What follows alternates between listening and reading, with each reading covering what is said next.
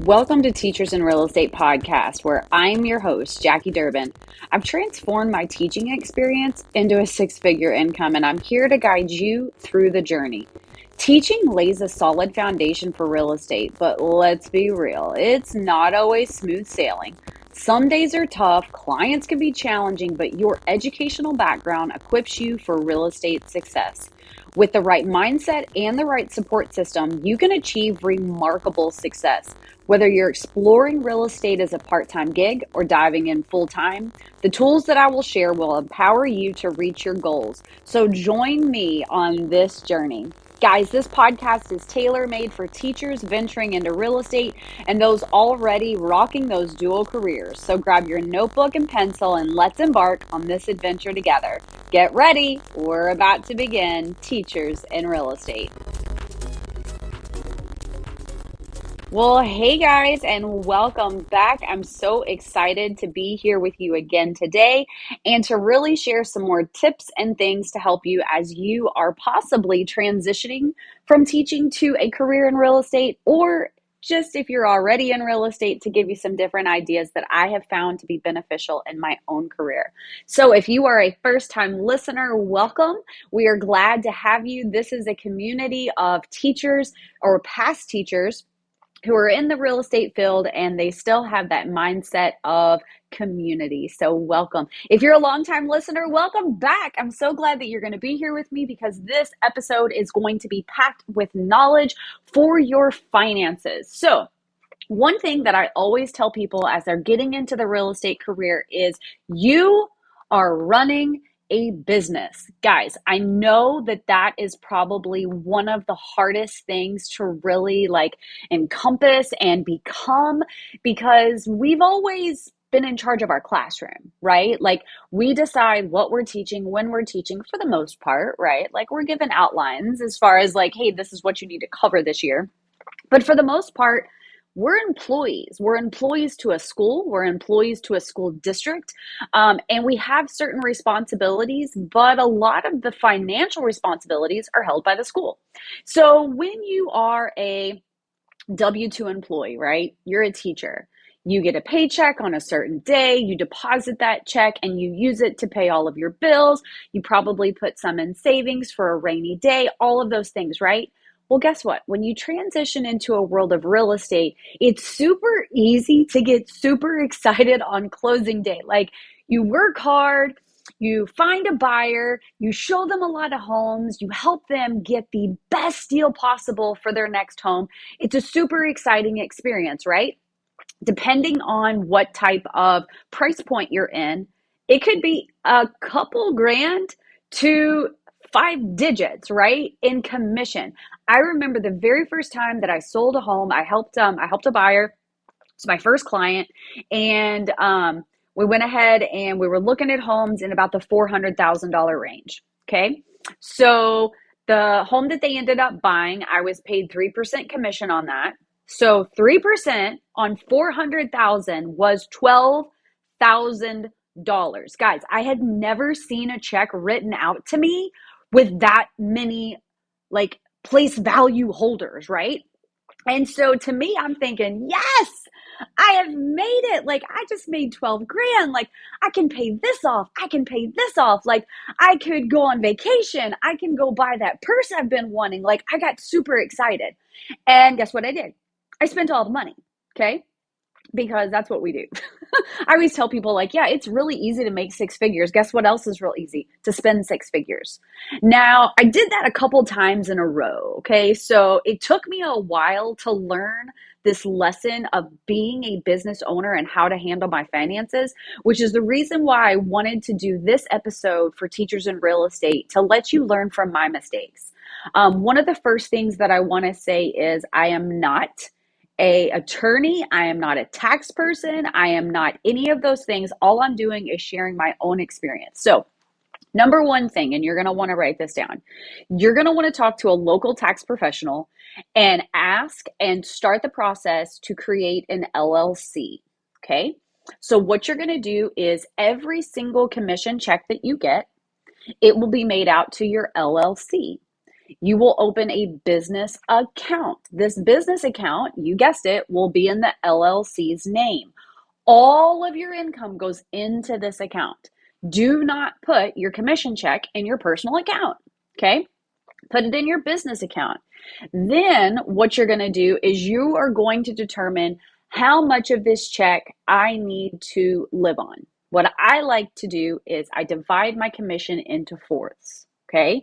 So let's go back to that very first check that I got, right? $12,000. I need to divide it into fourths. So that's four sets of $3,000. Now, the first set of 3,000 can totally, after I've deposited into my business account, can totally go into my personal account, right? It can be used to buy like whatever I need, right? I can go to the grocery. I can, pay on my bills. I can, buy, those shoes that I wanted, whatever, right? Then you have that second quarter of that check, right?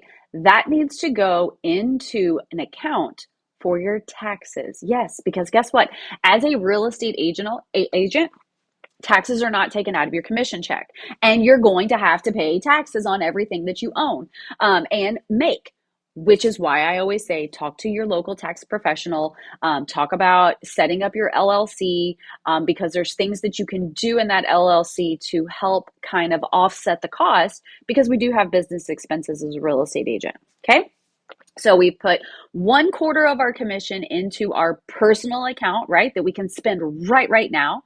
We've put 1/4 of that commission check into our tax account, right? That we're not touching, because we're going to use that to pay our quarterly taxes. And then if there's anything that we have to pay at the end of the year, we're going to use that amount, right? Anything that's left, great. Guess what? Keep it for the next year. Okay. Your third account is going to be your rainy day fund. Guys, one of the hardest things that I had when I transitioned from being a salaried employee to a commission employee is realizing that although I'm very good at my job, there's going to be weeks, months, whatever, where my business is not as strong as it was prior. So I have to have that rainy day fund. And that rainy day fund is just going to be to help me out on months that I don't have that $12,000 closing, right? So that's your, right? Hey, I'm going to spend this money. Hey, this is my tax saving money. Hey, this is my rainy day funny. And then you have one more quarter of your commission. That needs to be money invested back into your business. Now, guys, one of the things that can be struggling, right? Can be an issue when you're going into businesses. Where should I be putting my money? Where should I be spending money? Here's number one. You do not need an office space, okay? If your brokerage or your team or whatever has an office, that's great. But guess what? No buyer or seller is coming into your office, opening the door, going, oh my gosh, I saw the real estate sign. And it's a sign from God for me to come in here and talk to you about selling my house. No, that doesn't happen. People are not coming into an office reaching out and trying to find a real estate agent, right? We find buyers and sellers, we find potential clients, we prospect people outside of our office. So is it nice to have a space to like sit and work and be away from home? Absolutely. But you can get just as much done at home as you can in the office. Think back to when we were in COVID, right? And we were teaching from home. Were you still able to get your job done in your home? Of course you could, right? Now, maybe it was a little bit different than being in the classroom, but you were able to modify how you did things. You were able to kind of change up things that didn't work. And as educators, we are constantly reflecting on, okay, how do I do this different? How do I maximize what I have and not concentrate on what I don't have? Okay, so you don't need an office space. Next thing, a business expense that you are going to incur are going to be real estate signs, right? Please do not go out and buy a buttload of them. You don't need a ton of them, okay? Buy a couple, that way, like, if you have a listing or two, you'll have the signs. And then as those close, if you're seeing that, hey, guess what? I really am transitioning into being a listing agent. Now I'm going to go out and I'm going to buy some more signs. Most of the time, what I have found, and this is just my personal experience and people that I've spoke to, is many agents, when they get into the real estate market, They're buyer's agents, right? You're working an open house, whether it's your listing, your brokerage, your team's listing, and you're finding potential buyers who have raised their hand and said, I want to buy a house. Will you help me?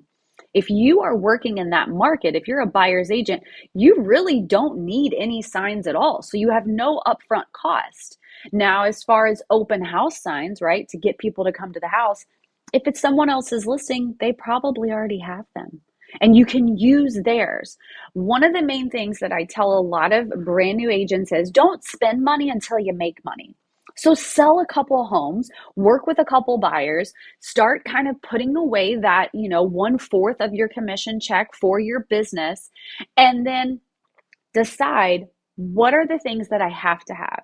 Not what do I want to have, but what are some things that I have to have in order to increase my business. One of the things that we did very early on, and I say we, meaning my husband and myself, because, we run the business together, is we made it a point not to be distracted by shiny objects, which is super hard. Okay. And I want to relate this to teaching because this is what I do every time. Okay. When I first started teaching, I remember I walked into the classroom that I was going to be, was going to be my home for the next 187 days. And I looked around, I was like, oh, it doesn't look very homey. It doesn't look, very inviting. I need baskets. So I went to Target. Actually, I'm probably telling a fib. I probably went to Dollar Tree because let's just face it, Dollar Tree is like a teacher's paradise. And I found all these different baskets that I could add to the bookshelf to kind of hold my books. And then I looked at them and I was like, they need tags. So then I went on to Teachers Pay Teachers because let's face it, that's our favorite place to go. And I'm like, okay, let me find like some different labels that I could use and print out that would match my room. So immediately I'm adding things. Now, did I need baskets for my bookshelf? No, I wanted them because they looked nice. Did I need labels for my bookshelf? I didn't have to have them, but again, they looked nice. Fast forward to my last, I would say probably 5 to 7 years in teaching, guys, I was spending a lot of money. Okay. And the only reason I was spending it was for other people to be like, wow, you have a gorgeous classroom. I had a flexible seating classroom, so there were very few desks and chairs. I had couches, I had futons, I had like a little like lounge area, and I say lounge very loosely, so it was kind of like like if you tailgate at a ball game, I had those types of things out. So like I had coolers as like tables and like anyhow, I had all this different stuff. Now, guys, it didn't affect my teaching. It didn't affect my ability to engage with my students, provide knowledge, give them educational, like make them little educational sponges. It was more for me. It was for the looks, right? I wanted people to walk by my classroom and be like, oh my gosh, this is so pretty.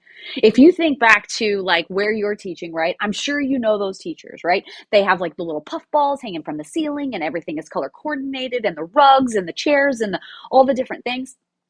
It doesn't make them any better of a teacher. Same thing in real estate. Having all these bells and whistles, having the most beautiful signs, having all of this, having an office, having decorations in your office, having a storage facility, like it doesn't make you any more of a successful real estate agent to have these things.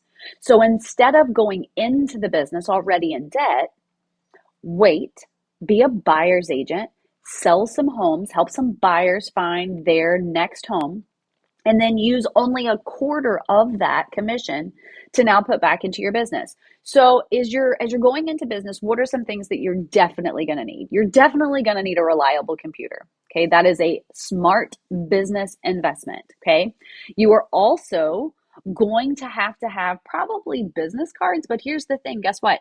You don't have to buy paper business cards.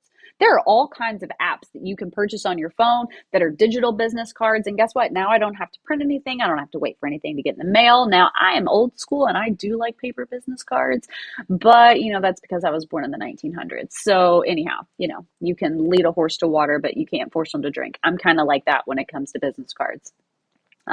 You're also you may have to get like a wardrobe change up, right? As teachers, we're not really like the fashionistas. I mean, don't get me wrong, we look nice when we come to work, but we're not going to like Nordstrom to find like really fancy stuff. As a real estate agent, you have to know that you need to dress for the position you want to have. I'm going to say that one more time. Dress for the job you want. So if you want to be a luxury agent, you need to dress like a luxury agent. You need to present yourself as a luxury agent, okay? No person who is buying a multi-million dollar home is going to take you serious if you're wearing jeans and a sweater. I'm sorry, we're humans. We prejudge. I know it's not nice of us, but we do. When I think of a person who's buying a multi-million dollar house, let's say that Bill Smith walks by on the road, goes, "Hey, you're Jackie Durbin." Yes, I am. "You're a real estate agent." Yes, I am. "I would like to buy a $10 million home. Let's go." If Bill's wearing sweatpants, dirty tennis shoes, he doesn't smell like he's taken a bath, and he's driving a Ford Pinto, am I really going to take him serious as a $10 million buyer? No, probably not. I'm probably going to say, I may need to see like a pre-qual, like are you buying this house with cash or are you financing? And if you're financing, can I please have your lender's phone number to verify that you are in a position? Guys, it's unfortunate, but as humans, one of the things that we do is we prejudge, right? Um, I know when I first started teaching, I was teaching kindergarten. And then within a couple of years, I ended up moving to fourth grade. And one of the teachers goes, "You don't look like a fourth grade teacher." And I thought to myself, well, what does the fourth grade teacher look like? And then I started looking at the other fourth grade teachers. And you know what? They did dress a little bit different than I did as a kindergarten teacher. Because as a kindergarten teacher, where am I spending the majority of my day? You got that right, on the floor. So was I going to wear super, super like nice slacks, things that may or may not need to be dry cleaned? Absolutely not. Was I wearing heels? Heck no, because those are really hard to bend down in to tie all those shoes. When I moved into fourth grade, I was still dressing like I was going to be on the floor. So I had to kind of mix it up a bit. Does that mean that I had to go out and buy a whole new wardrobe? Absolutely not. I just had to present myself in a different way. I had to speak a little bit differently because guess what? Now my clientele, my students, right? They weren't 5 and 6 year olds. They were 9 and 10 year olds. And so I had to speak to them a little bit differently. I had to make sure that I was teaching them responsibility in a whole new way than how I taught responsibility to the younger students that I taught. My point is, when you're going into real estate, you have to keep the mindset of, I'm a business owner, I'm the CEO. You also have to make sure that you are managing your money like a CEO. Please do not do what I did. Do not get that check, that first commission check, and go and blow it on everything, because guess what? The moment you close, the moment they sign the papers and they get the keys, you are unemployed. That's right. You don't have a job no more. So now you have to go out and interview for jobs again. And so making sure that you are holding your finances responsibly, that you are monitoring how money is coming in and how money is going out, is going to set you up for success. Also, another thing about your business, keep track of where these buyers and or sellers are coming from. Okay, I was talking to a brand new agent the other night, and he's only been licensed for maybe a month. I don't even know if it's been a full month, and he already closed his first transaction. And I said, that is amazing. And he goes, yeah. He goes, it was kind of tough. I said, yeah, well, you know what? You always have one tough one a year. So you just got yours out of the way in the beginning, which is actually a lie. You can't have multiple tough ones in one year. But that's beside the point. I wanted him to be positive. So I looked at him and I said, hey, where was it, a buyer or a seller? And he said, it was a buyer. And I said, that's great. I said, you probably learned a lot about, like what's going on in the market, what types of homes are available, what's going to be like a good area, blah, blah, blah, blah, blah. If you don't mind me asking, how did you get this buyer? How did you get the lead? How did they get in contact with you? And he said, well, they were a friend of a friend. I said, there you have it. I said, how did your friend of that friend know that you were a real estate agent? And he said, well, I started calling everybody who was in my phone. That's smart. I said, what were you telling the people when you were calling them? And he said, I was just telling them, hey, guess what? I wanted to let you know that I just recently got licensed as a real estate agent. I'm a part of a great network that's really teaching me everything that I need to know. You've always been a support system during any of my other, endeavors, whatever it was. I'd really appreciate your support. I said, okay, what did they say? And he goes, they said, yes, of course, we would love to support you. And he goes, okay, this is how you can do it. Every time you're around another friend, please just mention my name and say, hey, my friend, whatever his name was, I think his name was Chris, um, is a real estate agent.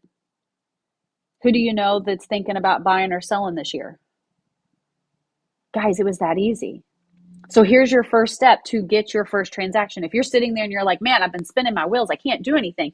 I don't know how I'm going to sell a house. I don't know how I'm going to do this. Was this a good idea? I knew I should have just stayed in teaching. Or, you know what? This was crap. This is just like the Tupperware and the Mary Kay and all that stuff. Like, I'm never going to make anything. Yes, you will, but you have to stay committed. Remember, you are a business owner. You are the CEO of your real estate destiny. So right now you have a task. You need to go through your contacts list and call every single person. Start in the A's. Call 10 people a day. Hey, Alice, it's Jackie Durbin. How are you doing? Good. You know, it's been a while since we spoke. How are things going? Oh, they're going really good. That's great. Hey, do you have a minute? Yeah, I do. So I wanted to let you know that I've recently gone into real estate. Oh, you're not teaching anymore? No, no, no. I'm still teaching, but I wanted to try something new. I've always kind of been, excited about, buying and selling homes. I thought that it seemed like a fun and exciting job. Every day is different. And anyhow, I wanted to ask if you would be willing to be one of my supporters in this new career shift of mine. Absolutely. I'd love to help you. How can I help you? Anytime you're with your friends, your family, whatever, if you could just mention my name in the conversation, let them know that your friend, Jackie Durbin, is a licensed real estate agent. She's local to the, East Valley, Phoenix, Arizona area. And she is super passionate about helping people. For the last 20 years, she's been a teacher and she loves teaching. Her students know that she values them, that she appreciates them, that her goal is to help them reach academic success every single year. So anytime you hear somebody saying, they're thinking about buying or selling, if you would just mention her name, they can always connect with me. But I really, her goal this year is she wants to help 6 families secure a new house, the house of their dreams. And I'm committed to helping her out. Will you help me help her? Guys, you have to remember what you lack, possibly, right, in sales experience.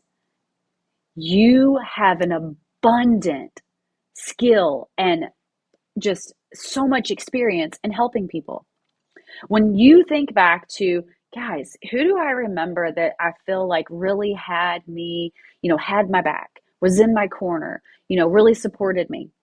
It was our teachers. Our teachers support us. They're the ones that they never give up on us. Is there it? I mean, honestly, this is an honest question for you just to ask yourself. But have I ever had a student in my classroom that I said, well, nope, I'm giving up on you? No, we don't do that. We constantly believe in our students. So because we have that servant heart of helping people, guess what? It transitions into real estate. And people are going to see that about you. They don't care how many houses you've sold. If you're sitting there going, but Jackie, I haven't sold a house. Okay. What about your team? What about your brokerage? What about your network of people that you're working with? We have a couple brand new agents on our team. And guess what I tell them? When someone says, well, how many homes have you sold? This is when you say, our team has sold over 250 homes in 2023. We helped 250 families either buy their new dream home or to sell their home. And we're committed to making sure that, number one, the transaction is as stressless as possible and that you are held to the most respect and that we help you through this process. We answer any questions that you have. Guys, if you're a brand new agent and you're sitting there going, man, but Jackie, I haven't sold any houses, like how? Guys, that's imposter syndrome. Why are you not believing in yourself? You got to believe in yourself. You have to be confident going into a interview, right? First year teaching. Did I know anything about being in the classroom? No, but I was confident in myself. I was confident in my craft. I was confident in my ability to be a lifelong learner and to learn as I go. But Jackie, what if they ask questions? Bring a notebook. you know what? I thought you might have multiple questions. So instead of you asking questions and me giving you the answers, I'm going to write down all the questions that you have. I might go ahead and answer a few, but I'm also going to email you the answers to all the questions you have, just so that way you have it handy in case maybe you're like me and you might forget exactly what I had said. Guys, going into real estate is an amazing experience, but one of the things that you have to keep in mind is that now you're in real estate, you're a business owner, you're the CEO, you are the head guy or gal in charge, and I know you can do it. Guys, I hope you enjoyed this episode of Teachers in Real Estate, where we really talked about finances and how to think and have the mindset of a CEO. If you are listening, I would love to connect with you on social media. My handle on Instagram is at Jackie Durbin AZ. That's JackieDurbinAZ. If you have questions about real estate, if you're having some obstacles that you need to get through, guys, reach out to me. I would love to meet with you on Zoom, give you some options, give you some ideas, and really pour into your business.